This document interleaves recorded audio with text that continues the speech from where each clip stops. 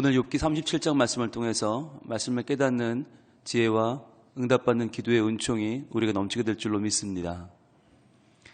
엘리후라고 하는 젊은 지혜자의 말이 오늘 끝납니다. 그런데 엘리후는 참 신비로운 사람이다 라고 했습니다.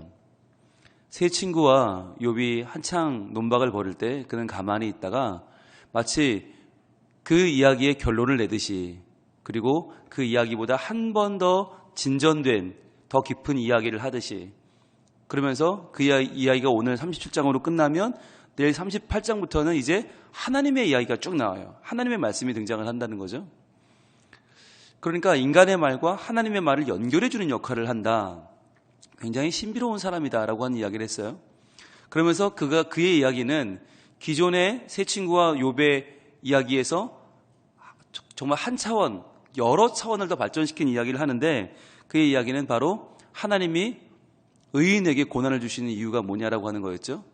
의로우신 하나님이 과연 의로우신 이 의인에게 재앙을 준다면 하나님이 의롭지 않든지, 아니면 그 재앙을 받는 의인이 의롭도 않든지, 둘 중에 한 명은 의롭지 않아야 되는데, 그런데 둘 다 의로울 수 있는 방법이 뭐라고 그랬어요? 바로 하나님이 재앙을 주시는 이유가 그를 구원하기 위해서, 그를 온전히 하나님의 것으로 삼기 위해서 하나님이 우리에게 때로는 우리 자신을 알게 하시려고, 그리고 하나님 말씀을 듣게 하시려고, 돌이키게 하시려고, 끝내 그를 구원하게 하시려고 하나님이 우리에게 주시는 하나님의 연단이고 하나님의 훈련이다라고 하는 것을 그는 이야기했죠. 이게 우리는 이제 성경을 하도 많이 공부하고 이제 성경을 알아서 성경의 많은 부분의 이야기들을 공부해서 우리가 알고 있지만, 욥의 당시만 해도 성경에 대한 이해라는 게 없었죠. 그러다 보니까 욥의 당시에는 이 세상의 문명과 세상의 신화와 세상의 이야기들로 모든 지혜가 가득 차 있던 시절이었어요. 그때만 해도 인과응보와 권선징악을 넘어서는 지혜는 없었단 말이죠. 그런데 엘리후는 어떻게 이렇게 하나님의 더 깊은 뜻을 알 수 있었을까? 연단과 훈련을 위한 고난이라고 하는 더 깊은 뜻을 어떻게 알 수 있었을까? 우리는 참 신비롭다라고 했어요. 그런데 오늘 37장을 보면 더 신비로워요. 엘리후는 마치 오늘 이제 37장, 오늘로 인간의 이야기가 끝나고 다음 장 38장부터는 하나님의 이야기가 시작되는 것을 마치 알고 있는 것처럼 이야기합니다. 이제부터 시작되는 하나님의 이야기를 잘 들으십시오 라고 말을 하는 거예요. 참 어떻게 이러한 흐름을 알고 있었을까? 엘리후는 참 신비롭다. 어찌 보면 예수님이 이 땅에 오셨을 때에 세례 요한이 먼저 왔잖아요. 세례 요한이 사람들한테 회개하라, 천국이 가까이 왔느니라 라고 하면서 예수님의 메시지를 먼저 증거했던 것처럼 보일 정도로, 그래서 엘리후는 아마 하나님께서 욥과 세 친구를 위해 예비해 주신 사람이 아니겠는가, 성령이 충만해서 하나님의 뜻을 알고 말하는 사람이 아니겠는가라고 보는 시각이 많다라고 하는 말씀을 지난주 드렸습니다. 오늘부터 보겠습니다. 1절, 이로 말미암아 내 마음이 떨며 그 자리에서 흔들렸도다. 이 말은 지금 굉장히 감탄을 하는 거예요. 감탄사를 하면서 정말 굉장한 일이야, 어마어마한 일이야, 내 마음이 떤다. 레브라고 하는 이 마음은 원래 염통이란 말이 나왔어요. 염통. 그러니까 내 마음에 있는 하나의 장기가 지금 흔들리고 있는 거예요. 여러분, 몸속에 있는 장기가 흔들린다는 말이 뭔가요? 충격을 받았단 말이죠. 너무너무 충격을 받고 너무너무 내가 흔들리고 진동을 했다. 왜? 하나님 말씀 때문에. 그 다음 2절 보세요. 하나님의 음성, 곧 그의 입에서 나오는 소리를 똑똑히 들으라. 내가 하나님의 음성을 듣느라 내 염통이 흔들리고 내 마음과 온 머리부터 발끝까지가 다 진동했다는 거예요. 이 엘리후는 지금 하나님의 말씀을 먼저 들었어요. 그리고 그 음성을 들으라고 사람들한테 이야기하고 있어요. 그러니까 이렇게 말하면 누구겠어요? 선지자인 것이죠. 여러분, 욥도 선지자로 보는 사람들이 많습니다. 욥의 삶을 통하여 하나님께서 어떻게 우리 삶을 돌보시는지를, 오히려 재앙 가운데, 고난 가운데 어떻게 우리를 회복시키시는지를 보여주는 선지자로 보는 시각이 많거든요. 그렇게 보자면 엘리후도 선지자 중에 한 명이다라고 보는 게 맞겠죠. 그는 뭐라고 말하는가? 하나님의 음성, 곧 그의 입에서 나오는 소리를 똑똑히 들으라. 이 똑똑히 들으라라고 하는 말을 개역성경, 우리 개역개정 이전의 번역에서 어떻게 표현했냐면, 하나님의 음성을 들으라, 들으라 이렇게 말했어요. 똑똑히 들으라라는 얘기를 들으라. 근데 사실 그게 더 원어에 가까워요. 원어에는 우리가 듣는다, 셔마임, 시몬, 시모아가 듣는다는 말인데 그게 두 번 반복되어 있어요. 들으라. 그러니까 똑똑히 들으란 말이 뭐냐면 계속해서 들어라, 반복해서 들어라. 다시 말하면 알아들을 때까지 들으라는 얘기예요. 그러니까 하나님의 말씀을 그냥 한번 듣고 말씀이네가 아니라 계속 귀를 기울이고 하나님 말씀의 뜻을 깨달을 때까지, 아니 그 말씀이 나를 온전히 변화시킬 때까지 듣고 또 들으라라고 하는 말인 거예요.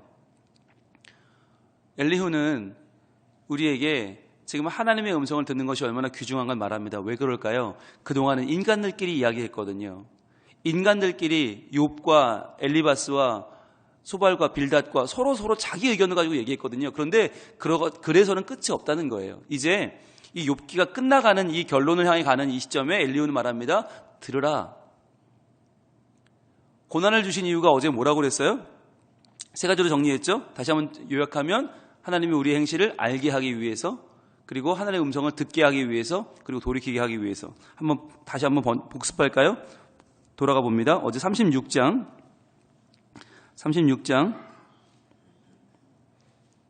7절부터 봅니다. 36장 7절 바로 옆에 있죠. 그의 눈을 의인에게서 떼지 아니하시고. 자, 분명히 의인이죠. 자, 의인인데 그 의인이 어떻게 하세요? 하나님이 그를 왕들과 함께 왕좌에 앉히사 영원토록 존귀하게 하시며. 자, 의인은 이렇게 하나님이 잘해 주시는데, 그런데 8절을 보면 혹시 그들이 의인인데 족소에 매이거나 환난의 줄에 얽혔으면. 자, 의인에게 하나님이 잘 대해주는 게 맞는 건데 고난을 당하는 경우가 있다는 거죠. 왜 그런가? 9절 그들의 소행과 악행과 자신들의 교만한 행위를 알게 하시고. 여기 표시되어 있지요? 알게 하시고. 그 다음에 그들의 귀를 열어 교훈을 듣게 하시며. 표시되어 있죠? 듣게 하시며.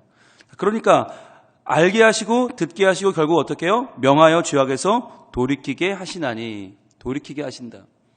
여러분, 돌이키게 된다, 돌아온다는 말이 참 쉬운 말 같지만 인생에 가장 어려운 게 이거예요. 이게 뭐냐? 회개예요. 돌이킨다. 내가 지금 걸어가는 이 길을 내가 멈추고 방향을 바꾼다.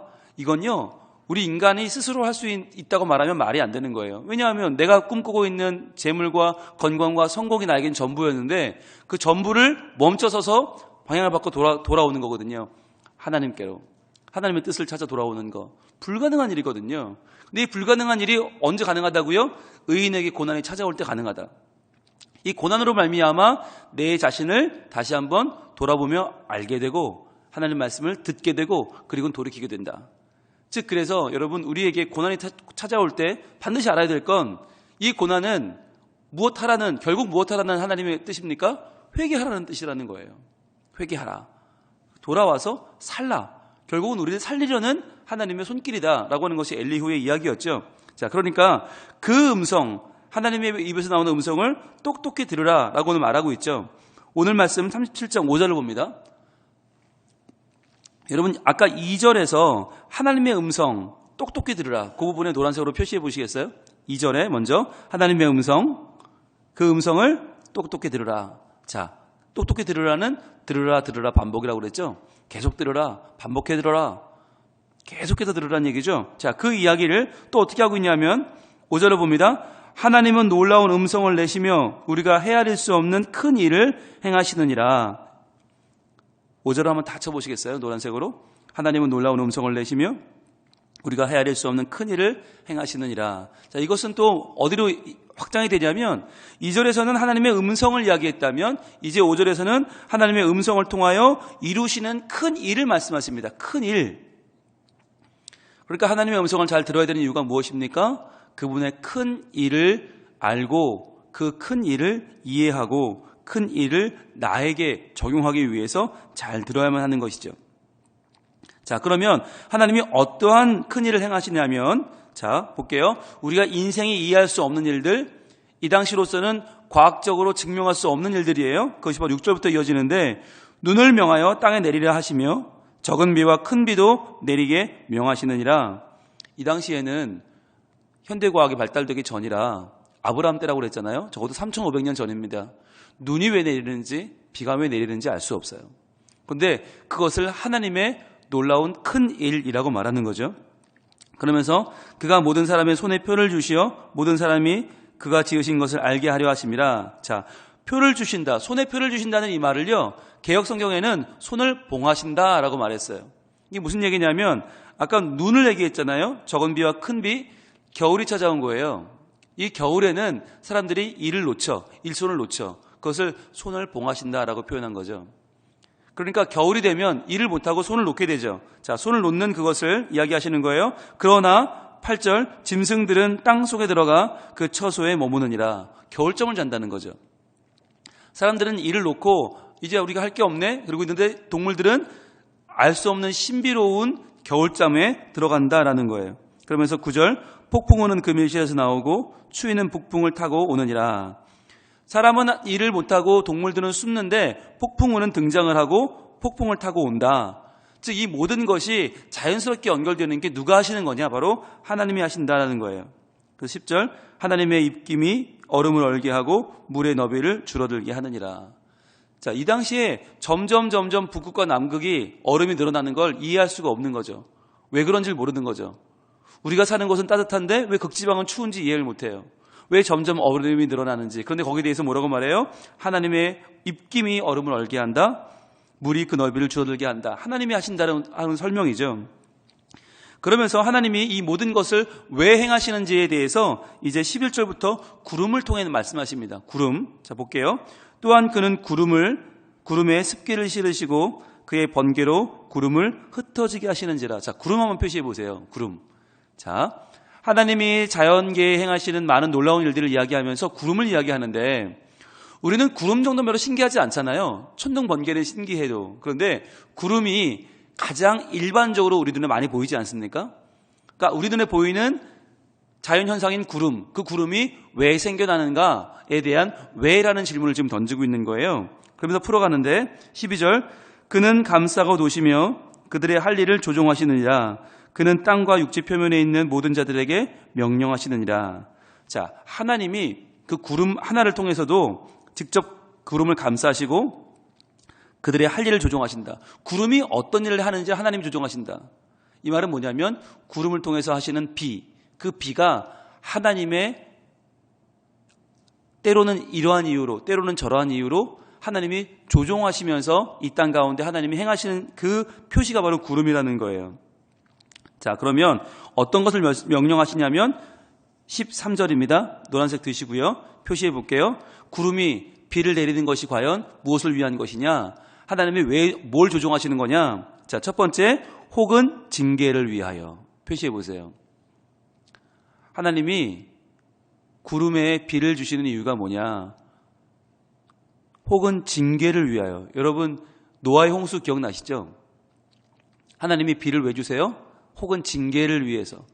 사람들을 벌하기 위해서 비를 내리실 때가 있고, 자, 혹은 그 다음에 땅을 위하여. 땅을 위하여라는 말은 땅에 물기를 주시고 땅에 생물을 소성시키게 하는 거죠. 그것을 뭐라고 해요? 혹은 긍휼을 위하여라고 표시하는 거예요. 그러니까 하나님이 똑같은 비를 주시는데 어떤 때는 징계를 위하여 주시고 어떤 때는 땅을 위하여 혹은 긍휼을 위하여 주시는데 그가 이런 일을 생기게 하시느니라. 그런데 이 말이 구름을 향한 말인가? 아니에요. 바로 욥의 고난을 향한 말이에요. 그 다음 14절 보세요. 욥이여 이것을 듣고 가만히 서서 하나님의 오묘한 일을 깨달으라. 여기 전부 노란색으로 쳐보세요. 즉 지금까지 천둥에 대해서 번개에 대해서 비에 대해서 구름에 대해서 이야기한 건 다 왜 했냐? 바로 욥의 고난이 이러한 것이다 라고 지금 설명하고 있는 거예요. 욥의 고난이 마치 구름을 통해서 조절하는 하나님처럼 하나님의 그 행하심처럼 똑같은 고난인데 이 고난이 때로는 혹은 징계를 위한 고난일 수도 있고 혹은 땅을 위한 또 혹은 긍휼을 위한 고난일 수 있다는 거죠. 그러니까 우리가 볼 때는 겉모습은 똑같아요. 똑같은 고난이에요. 똑같이 힘든 고난이 찾아왔어요. 그런데 이 고난이 징계를 위한 것일 수도 있고 긍휼을 위한 것일 수도 있다는 거죠. 우리가 볼 때는 이건 100% 징계죠. 너무 괴로우니까 힘드니까. 그러나 우리가 볼 때는 그러한 모습으로 보일지 모르나 그러나 실제 그 내용은 뭐라는 거예요? 긍휼이 있을 수 있다는 거예요. 그러니까 정말 이 깊은 하나님의 뜻을 지금 헤아리며 이야기하는 거죠. 그런데 이것이 우리에게 일어났잖아요. 우리에게 똑같이 일어났어요. 보기에는 징계인데 내용은 긍휼이다. 자, 언제 그런 일이 있었죠? 이사야 53장으로 갑니다. 이사야 53장 4절. 바로 예수 그리스도에 대해서 이사야 선지자가 예언하면서 예수님이 우리에게 오셔서 어떠한 모습일지를 이렇게 예언합니다. 이사야 53장 4절, 구약 1033쪽에 있습니다. 1033쪽 이사야 53장 4절. 자, 예수님의 모습이 어땠나 어떨 것인가 예언하는데 이렇게 예언합니다. 그는 실로 우리의 질고를 지고 우리의 슬픔을 당하였거늘. 그러니까 예수님이 우리의 질고를 지고 우리의 슬픔을 당했다. 이 말은 고난을 당했단 말이죠. 징계를 당했단 말이에요. 우리가 볼 때 너무너무 괴로운 고난이 지금 찾아왔는데 그걸 우리는 어떻게 생각하냐면 우리는 생각하기를 그는 징벌을 받아 하나님께 맞으며 고난을 당한다 하였노라. 그런데 실제는 뭐였어요? 징벌을 받는 거였어요? 하나님께 맞는 거였어요? 아니었잖아요. 우리를 향한 더 크신 긍휼을 보여주기 위한 것이었죠. 그런데 우리가 볼 때는 우리가 생각할 때는 징벌이구나 고난이구나 생각할 수 있었다는 거예요. 자, 5절 보세요. 그가 찔림은 우리의 허물 때문이요 그가 상함은 우리의 죄악 때문이라. 그가 징계를 받음으로 우리는 평화를 누리고 그가 채찍에 맞음으로 우리는 나음을 받았도다. 그러니까 눈에 볼 때는 찔림이고 상함이고 징계를 받는 것이고 채찍에 맞는 것인데 볼 때는 이것은 뭘 위한 거예요? 징계를 위한 것이죠. 그러나 내용은 어때요? 우리의 허물 때문이고 우리의 죄악 때문이고 우리가 평화를 누리고 우리가 나음을 받았다. 바로 긍휼을 위한 것이었다는 이야기죠. 즉 그러니까 이 엘리후의 이야기는 오늘 바로 우리에게 찾아오는 예수님 메시아께서 예수님께서 우리를 구원하기 위해서 겉으로 보면 징계인데 속 내용으로 보면 긍휼을 위한 이 고난, 예수님이 당하신 고난을 미리 이야기한다는 거예요. 그러면서 우리 인간에게 찾아오는 고난도 눈에 보이는 대로 해석할 것이 아니라 그 내면을 알아야 한다는 거죠. 그러면서 53장 이사야 53장 6절은 이렇게 이어집니다. 우리는 다 양 같아서 그릇 행하여 각기 제 길로 갔거늘 여호와께서는 우리 모두의 죄악을 그에게 담당시키셨도다. 즉 우리가 다 양 같아서 그릇 행했기 때문에 각기 제 길로 갔기 때문에 하나님 말씀을 따르지 않았기 때문에 각기 제 길로 간 우리를 어떻게 하기 위해서? 돌아오게 하기 위해서, 돌이키게 하기 위해서. 이게 무슨 말이에요? 회개하고 돌아오라고. 즉 하나님이 우리에게 고난을 주는 이유가 뭐라고 했어요? 알게 하기 위해서, 듣게 하기 위해서, 돌이키게 하기 위해서. 지금 그 얘기를 하는 거죠. 그걸 위해서 누가 오셨다고요? 예수님이 오셨다고요. 즉 그러니까 이사야 53장의 이야기는 뭐냐? 여러분 우리가 길을 잃었어요. 우리가 양 같아서 그릇 행했어요. 우리가 각기 제 길로 갔어요. 그러면은 고난이 누구한테 와야 돼요? 우리한테 와야 돼요. 그래서 우리가 우리 행실을 다시 알아야 되죠. 그리고 하나님 말씀을 다시 들어야 되죠. 그 다음 돌이켜야 되죠. 그게 욥에게 벌어졌던 사건이잖아요. 그런데 하나님은 욥과 같이 욥에게 고난을 주신 것이 아니라 우리에게 고난을 주신 것이 아니라 누구에게? 예수님에게 고난을 주셨다는 거죠. 이것이 하나님의 크신 긍휼의 사건이다라고 하는 것입니다. 그러니까 예수 그리스도의 사건은 욥의 사건보다 한층 더 깊어진 하나님의 사랑과 긍휼을 나타내 보여주는 거란 말이죠. 여러분 욥의 사건만 해도 욥의 고난만 해도 이 당시에는 굉장히 깊은 하나님의 행하심과 하나님의 역사하심, 하나님의 긍휼을 보여주는 사건이었어요. 그런데 이제는 훨씬 더 깊은 하나님의 사랑이 바로 예수님을 통하여 우리에게 찾아왔다고 하는 것입니다. 그 예수님이 이제 우리에게 오시는 성탄절이 곧 다가옵니다. 지금 우리는 대강절을 보내고 있어요. 그렇다면 어떻게 이 대강절을 보내야 될 것인가? 예수님이 오신 것이 단순히 그냥 기쁘다, 성탄절, 크리스마스 즐겁다가 아니라 왜 오셨는가? 왜 오실 수밖에 없었는가? 바로 나의 문제, 다 양 같아서 그릇 행하여 제 길로 가서 하나님께로 멀어지고 점점 더 멀어지는 나를 하나님이 돌이키게 하기 위해서, 그래서 나에게 나의 행실을 알게 하시고 하나님 말씀을 듣게 하시고 내가 돌이켜서 하나님께로 돌아오게 하기 위해서 하나님은 고난을 나에게 주어야 되는데 그 고난을 내가 감당할 수 없으니까, 그 고난을 내가 어찌할 수 있는 힘이 없으니까 대신 나를 대신해서 하나님의 어린 양이신 예수 그리스도를 이 땅에 보내주신 것입니다. 예수님께서 고난당하시고 예수님 채찍에 맞으시고 찔리시고 상하시고 십자가를 지셔서 주님이 이 모든 고난 가운데 그 고난을 보고 내가 알게 하시고 듣게 하시고 돌이키게 하시는, 그리하여 구원하게 하시는 하나님의 역사가 내게 임할 수 있도록 하나님이 행하신 것이다라고 하는 거예요. 이것을 우리가 이 아침에 다시 한번 깨닫기를 원합니다. 그리하여 나는 고난이 없는데, 나는 괜찮은데가 아니라 나 때문에 고난당하신 예수 그리스도를 생각하면서 내가 알아야 해요. 내가 들어야 해요. 내가 돌이켜야 돼요. 그리고 내가 고난 중에 있다면 이 고난 중에 허락하시는 하나님의 돌아오게 하시는 은총, 다시 한번 하나님께로 돌이켜 그분께 나오게 하시는 하나님의 은혜를 우리가 맛보는 귀한 한 주가 될 수 있기를 바랍니다. 기도하겠습니다. 하나님, 엘리후는 참으로 놀랍게도 하나님의 은혜와 그 깊이가 얼마나 큰 것인지를 이야기합니다. 들으라 라고 말합니다. 마치 다음 장부터 하나님의 음성이 들려올 것을 미리 알았던 것처럼 들으라, 그 음성을 들으라, 똑똑히 들으라고 말합니다. 주님, 그러면서 하나님의 하시는 일이 마치 똑같은 구름처럼 보이지만, 똑같은 비처럼 보이지만 때로는 징계를 위하여 비를 내리시고 때로는 긍휼을 위하여 내리시는 비처럼 우리에게 찾아오는 고난도 다 징계를 위한 것처럼 보이지만 그게 아니라 그 고난 가운데는 긍휼도 있음을 알게 합니다. 마치 예수님께서 우리에게 징계를 당하는 모습으로 오셨지만 실제로는 우리에게 긍휼을 베풀어 주셨던 것처럼 저희들도 내가 당해야 될 고난, 내가 당해야 될 이 아픔을 대신 당해주신 예수님을 기억하면서 그 예수님의 고난을 통하여 우리가 다시 한번 우리 자신을 알게 하시고 주의 음성을 듣게 하시고 돌이키게 하셔서 다시 한번 하나님의 사람으로 온전케 되는 우리 모두가 되게 하여 주옵소서. 오늘도 하루를 살아가면서 많은 삶들을 저희는 선택 과정에 또한 만남을 통해서 살게 됩니다.